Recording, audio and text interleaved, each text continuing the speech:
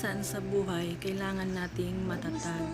Kahit na anong bagyo ang dumating sa ating buhay, kailangan matatag pa rin tayo at kapit lang sa may taas. So yan lamang po, sana sa mga gumagawa ng mga hindi magaganda, huwag po sanang ganun. Hayaan lang po natin ang mga ibang tao na maging masaya at makatulong po sa iba. Yan lamang po. Salamat.